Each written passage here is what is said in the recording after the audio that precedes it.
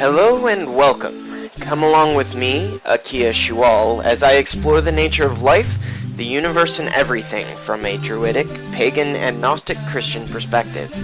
I will be discussing such topics as magic in the modern Pentecostal church, the nature of belief, paradox, and many, many more. Proverbs 25:2 says, "It is the glory of God to conceal a matter, but the glory of kings is to search things out." Join me as I delve into the secrets of God and kings.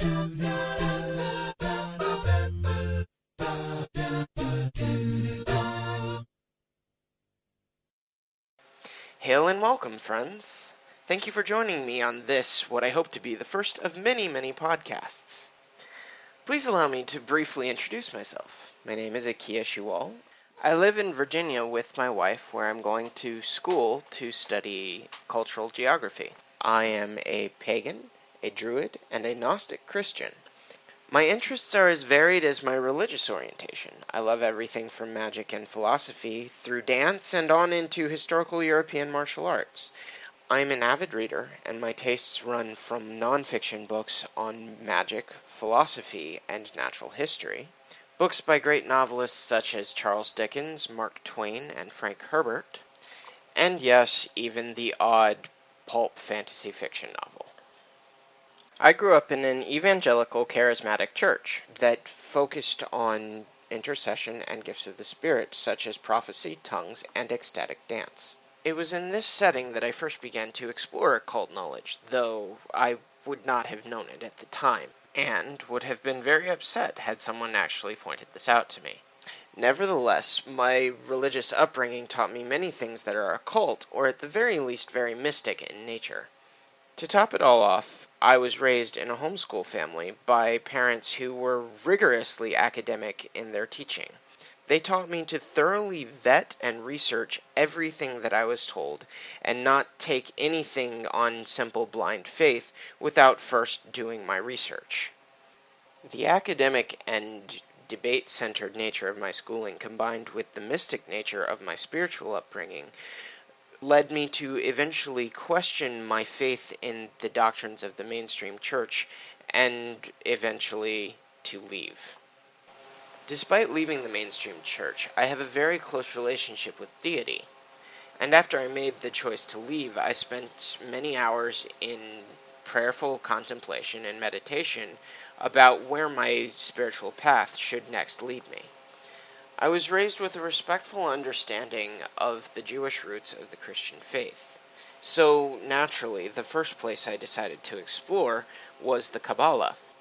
And like the proverbial snowball rolling down the hill, gathering more and more knowledge and more momentum as it went on, I found that I greatly enjoyed studying occult knowledge, and this eventually led me to join the Druidic Order, the ancient order of Druids in America. So that's me. I'm sorry for the long-winded nature of it, but I felt as though my listeners would benefit from a better understanding of where I'm coming from before I launch into my explorations of these occult topics. As a side note, I'd just like to apologize for the choppy nature of my recording. I'm just now learning how to use this audio program, and I hope in the future to give you a better quality recording. Each episode, I plan on exploring an occult topic from my own unique perspective. I also plan on having a segment at the end dedicated to a riddle. My plan for this podcast is to release one each month. I hope I can stick to that, and I will do my best to honor that commitment. Finally, some acknowledgements. I would like to thank Corian Lane at New World Witchery, Dave the Bard at Druidcast, and Firelight at Inciting a Riot for giving me the courage to go ahead and start my own podcast. So, without further ado, we will take a break, and then I will launch into my discussion of today's topic, the nature of belief and faith, and the dangers of fundamentalism.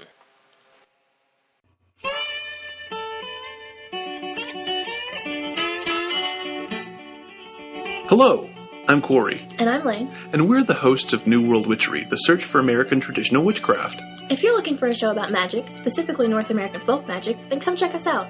Some of the subjects we'll be covering are hoodoo and root work, powwow, New Orleans-style voodoo, Appalachian granny magic, Ozark mountain magic, brujeria and curanderismo, and New England witchery. In addition, we'll be having discussions about things like effective spellcrafting successes and failures, magic for oneself and magic for others, magical terminology, hexing, and being in or out of the broom closet. If that sounds like the show for you, come find us at newworldwitchery.wordpress.com or find us on iTunes. Thanks for listening. And be well.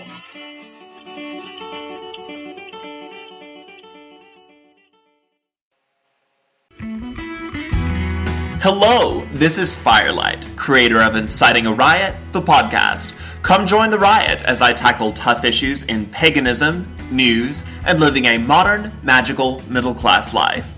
Find the show on iTunes or become a rioter by following the blog at fire-lyte.blogspot.com. Inciting a riot, lighting a fire under comfortable thinking.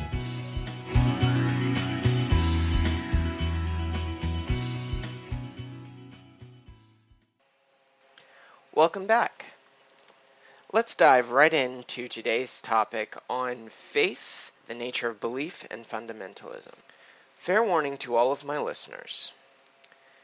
Much of what I am addressing in this discussion of belief and faith is the concept of fundamentalism.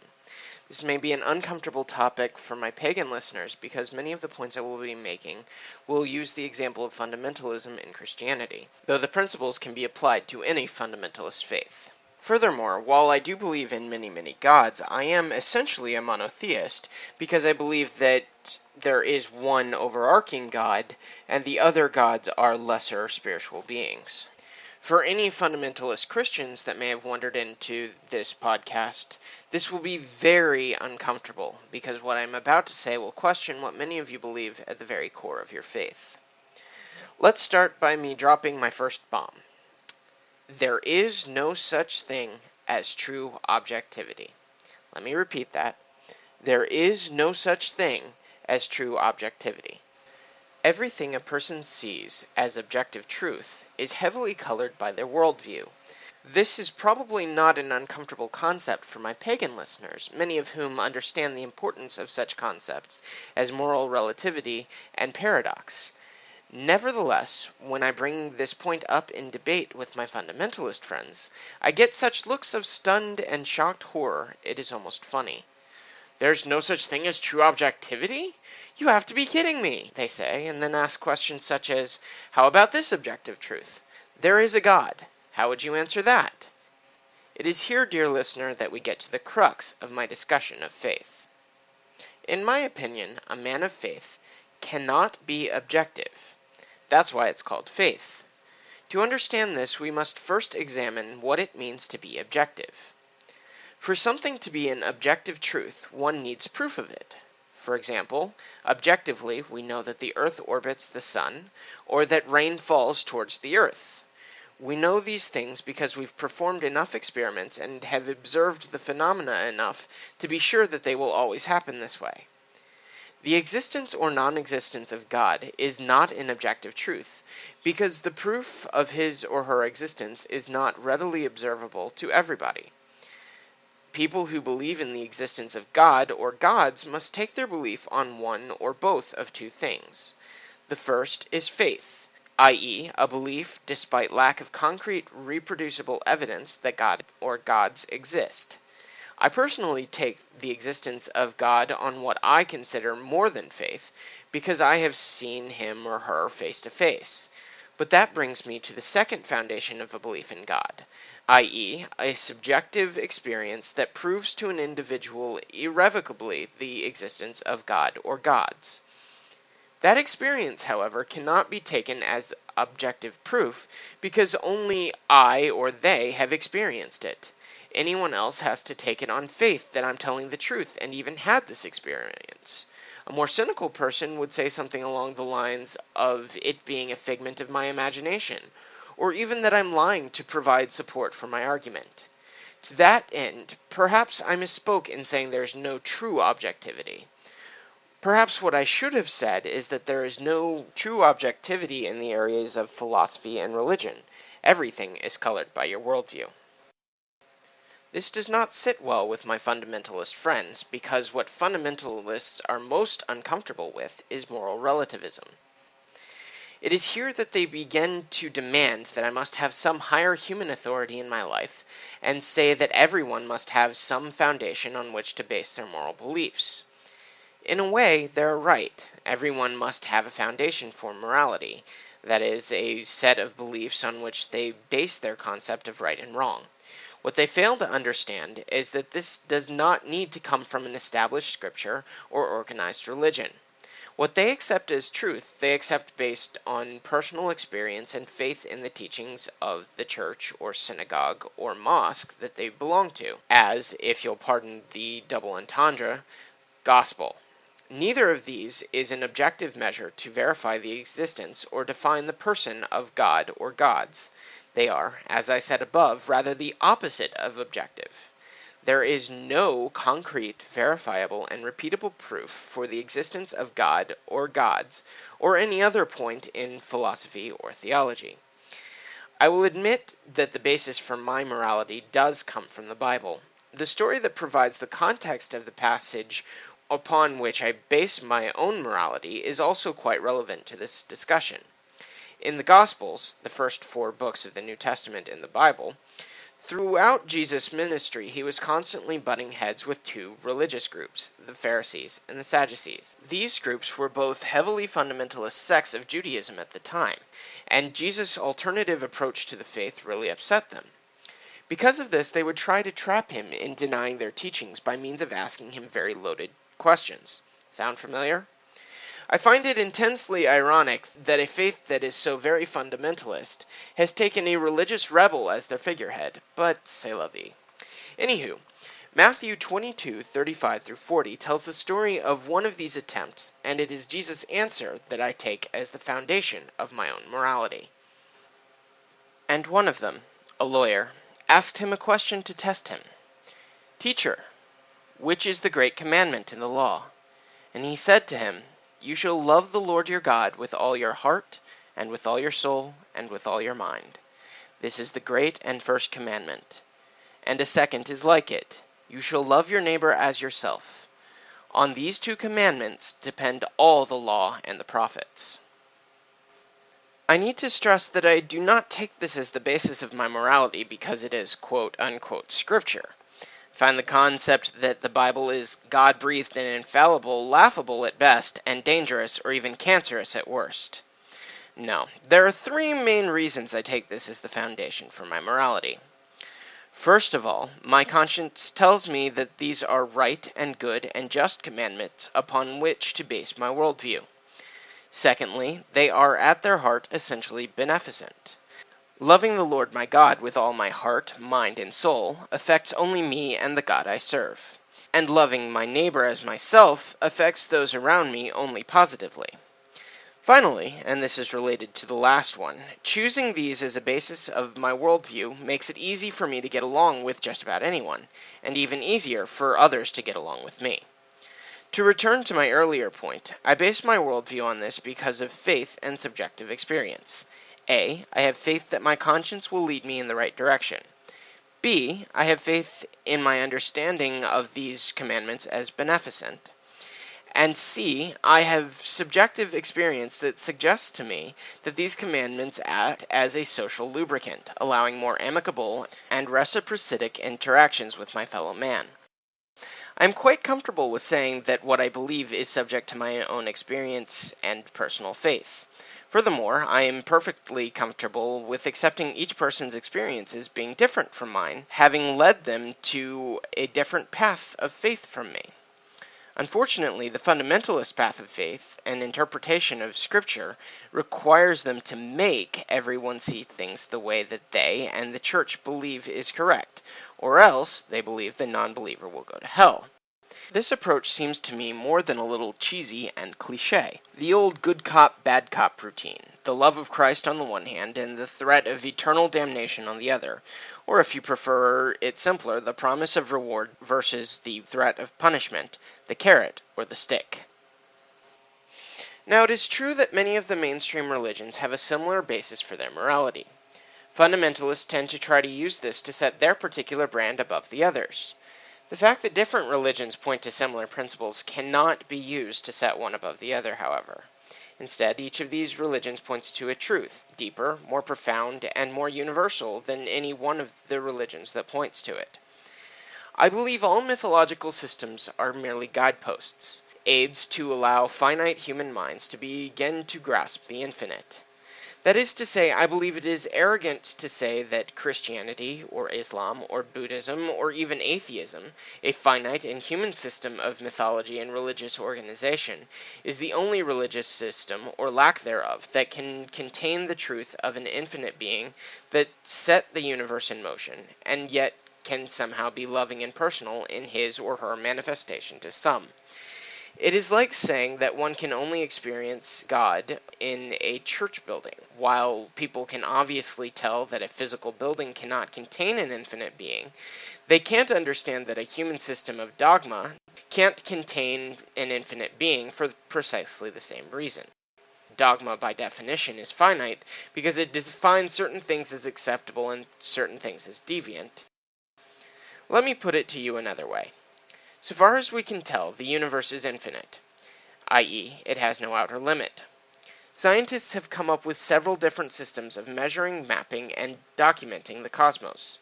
Those systems are not the universe, nor do they really contain the universe. They are simply a system of arbitrary symbols to help finite minds grasp something infinite. Systems of mythology, be they Christianity, Islam, Buddhism, or my own faith, Druidry, serve the same function when trying to measure, map, and document the infinite worlds of the non-physical planes, their denizens, and ultimately the being that brought them all into existence. Religions, aka mythological systems, serve as systems of arbitrary symbols to aid finite minds in understanding something infinite. They are not God or gods, and cannot contain God or gods any more than the quadrant system actually contains the stars. What they do provide are useful tools in understanding God or gods. The reason they all contain universal principles is because they are all ways of mapping principles that already exist. Now, I'm not denying the concept of absolute spiritual truth. I'm denying the human mind's capability to comprehend absolute spiritual truth. I'm saying that religious systems are useful tools in beginning to understand absolute truth. However, they cannot themselves be absolute truth because they are systems which, by definition, are finite, because they seek to define the inconceivable. I am saying that absolute spiritual truth is beyond our comprehension because it's outside what finite minds are capable of comprehending. I am saying absolutely that all systems of understanding are relative, including mine. They are arbitrary by definition because they seek to put finite bounds on something infinite. Arbitrary is not a way of saying wrong, as so many of the followers of Abrahamic and dogmatic religions seem to think.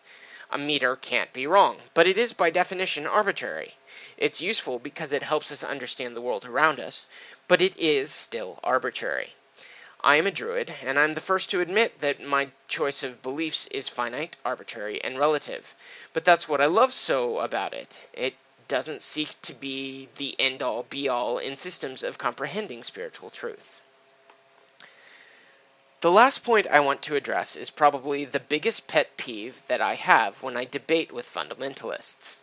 I suggest that many worldviews have a foundation in truth because all worldviews are measuring sticks to aid understanding the infinite. Then, inevitably, one will find the most repugnant worldview they can think of, such as Nazism, and say, well, what about this one? Ha-ha! And think that somehow proves me wrong.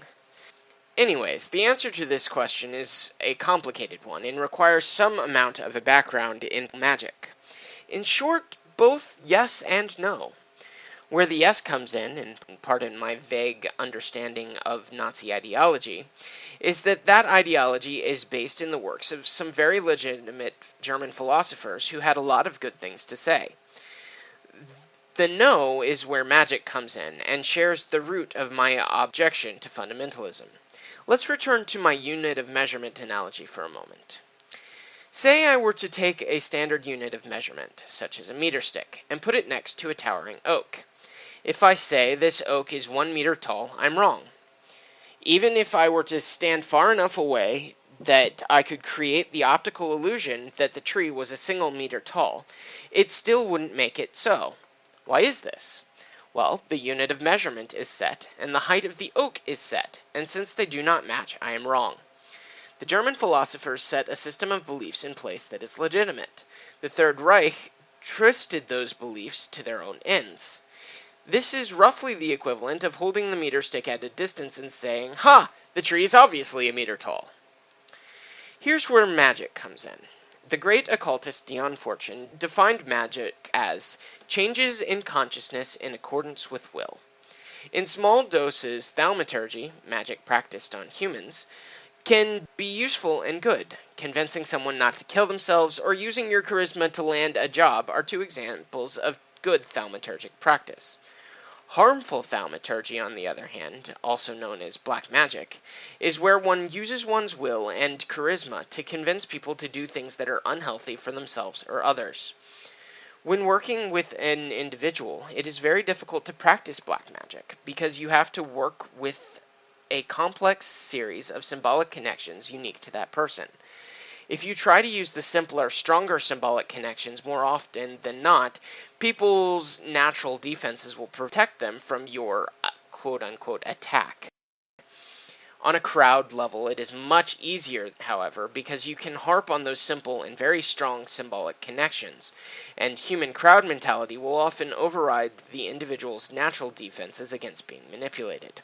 As a side note, this is why mass advertising is black magic.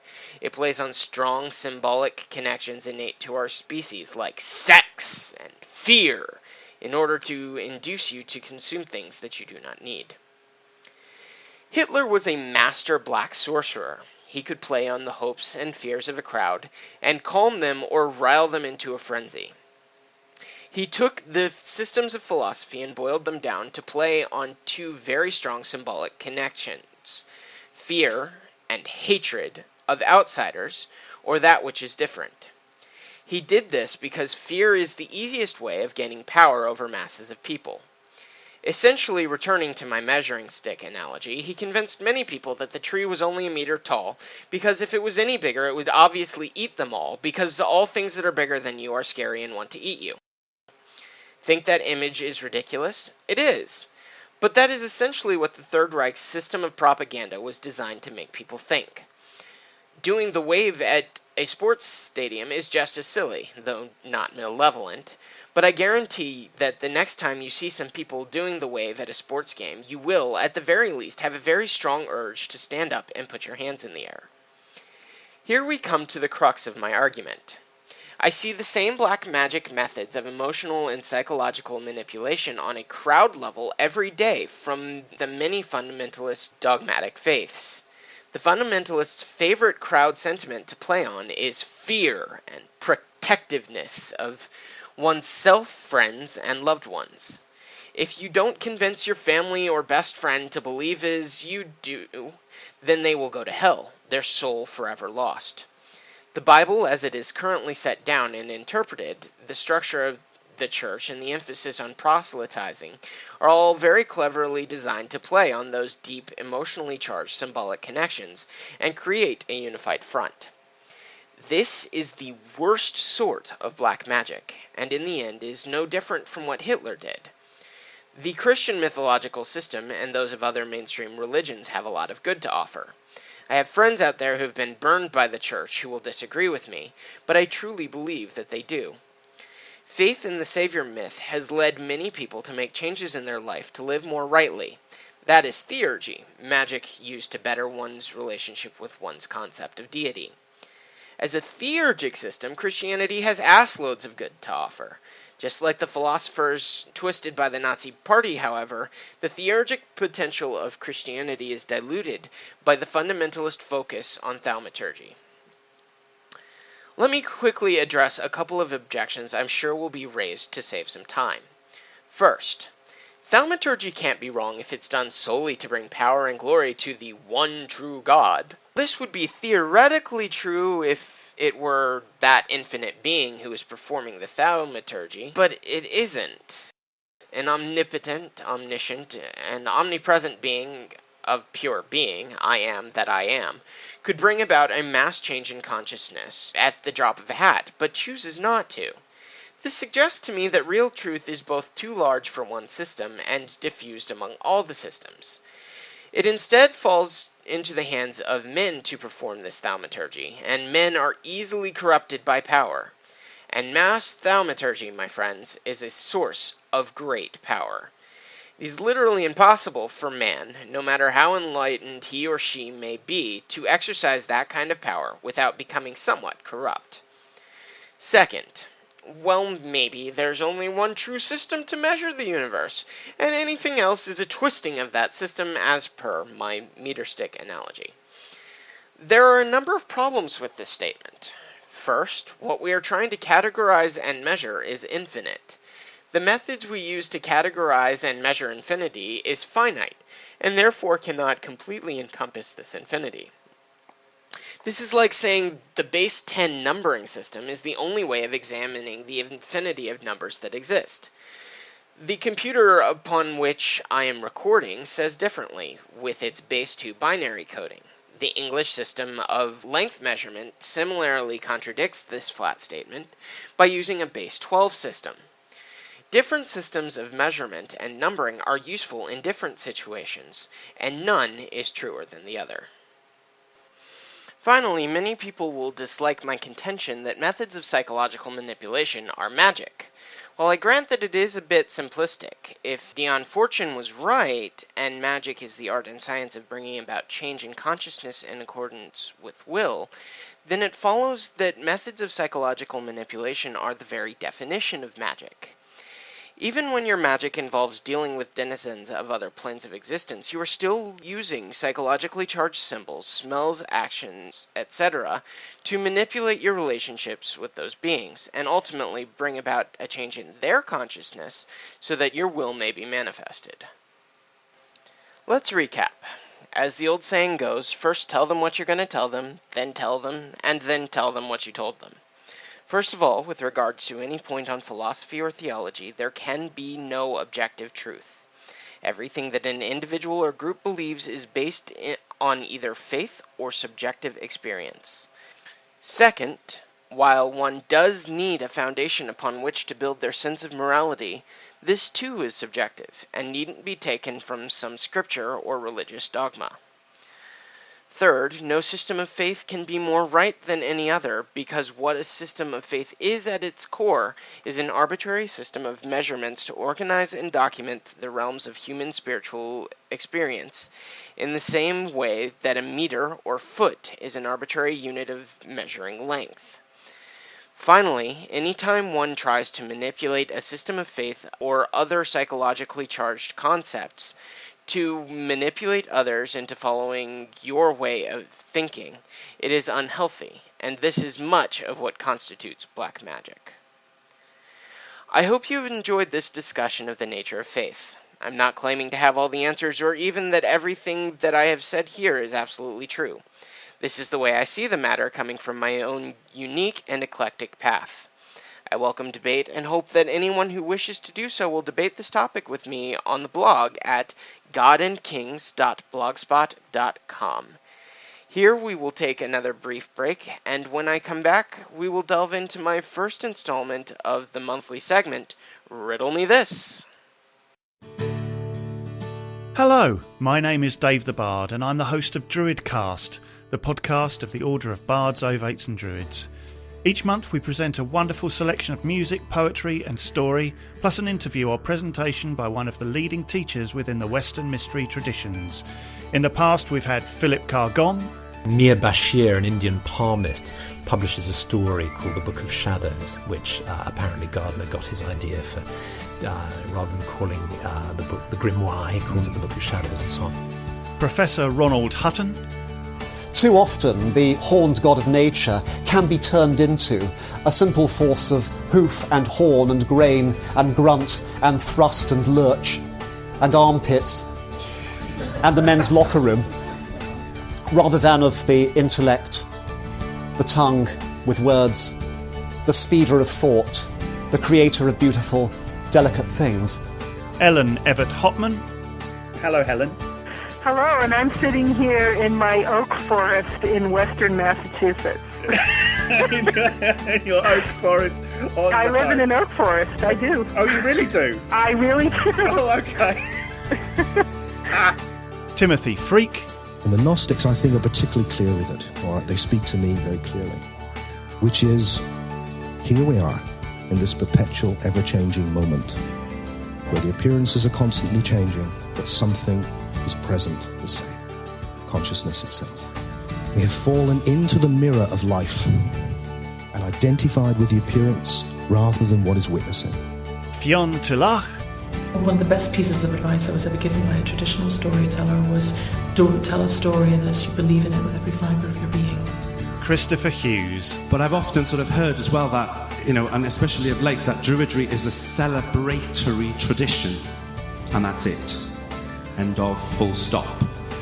But I quite disagree wholeheartedly that it's not just a celebratory tradition.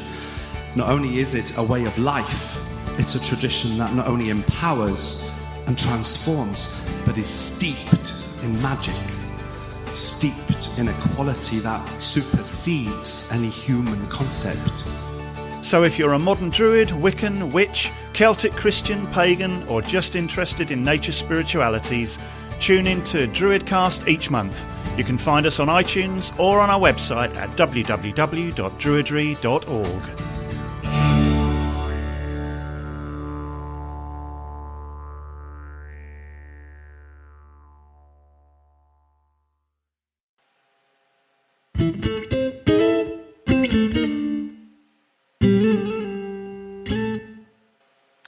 Welcome to the first installment of Riddle Me This. Each month I will tell one or two riddles for my listeners to try to figure out. I will also give the answers to the riddles from the last month, but as this is the first month, I will only be telling riddles. Some of you may be wondering why I chose to do a segment on riddles in this esoteric and occult podcast. The purpose of riddles is to teach your mind to work around a problem, rather than bowling headlong through it. This aids us in our study of esoteric and occult subjects by teaching us to read between the lines so that we may understand what is going on in whatever myth or folktale we are researching. With that in mind, let us begin. This month we have two riddles, one of my own devising and an old favorite of mine. Riddle me this. My depth is deeper than my height is tall. The flying weak I shelter, the swimming mighty fall. And riddle me this. 2 legs sits on 3 legs with 1 leg in his lap. Along comes 4 legs, steals away 1 leg, up jumps 2 legs, throws 3 legs at 4 legs to get 1 leg back. Give up? Well, you'll just have to wait until next month to hear the answer. Until next month, this has been Riddle Me This.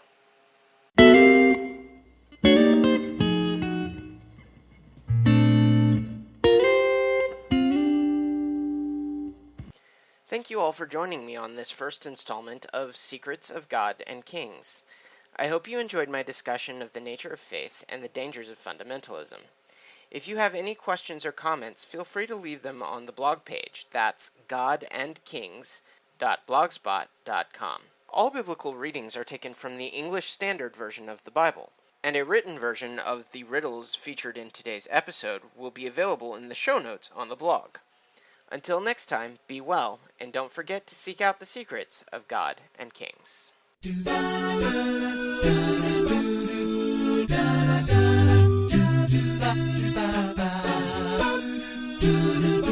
for listening to Secrets of God and Kings. It was recorded using Audacity on PC. The song you are listening to is called Da Doo Da by Van Westfold and can be found at freesound.org. All music in this podcast can be found via the Free Sound Project at freesound.org.